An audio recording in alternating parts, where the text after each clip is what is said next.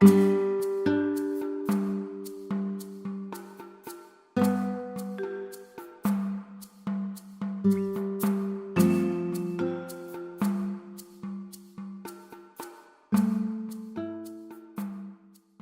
of the interesting things about political science, I think, is that research can be so broad and so varied. So for some people, research in political science is looking at big data sets of different individuals' socioeconomic levels, their political preferences, their race, gender, age. For other people, research looks like going to an archive and sitting and pouring through the pages and looking for that quote or that really interesting insight that sheds light on a particular question, something more akin to what we might think historians might do.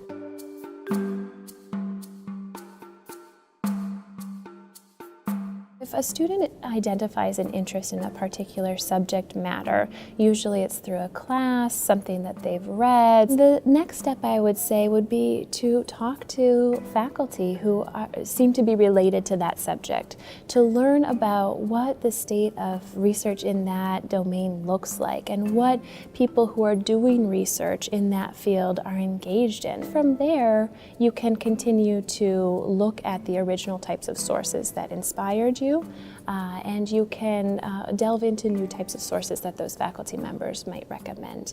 And you start to see holes. You start to raise your own questions, and from there you identify your puzzles. I find there are two things that people usually use to narrow in on what they're actually going to do. The first is what you're good at. What do you enjoy? And the other is I see it as an evolutionary process between looking into a research question that interests you, and that often becomes very broad, and you see all of the ways in which you could take it. You can read more about it, and you learn about different types of resources, and that can be a guide to how you want to further your own studies in that question. So the question itself might suggest how you might lead in one direction or another.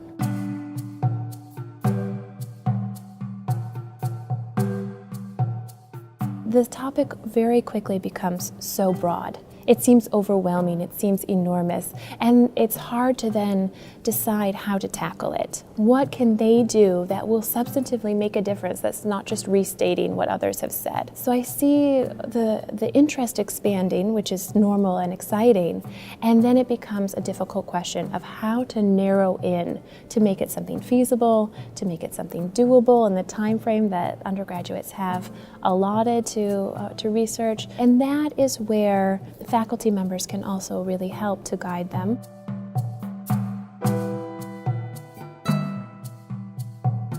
Carrying out an individual research agenda provides a real-life experience with identifying something, a puzzle, a question, a need, thinking about how to carry it out, gathering information that helps you make decisions. So all of the steps in individual research are directly transferable to a broad array of real-life skills that can transfer to careers across the board. Secondly, I think it's one of the rare opportunities that students get to pursue their own interests and to see where those interests may take them.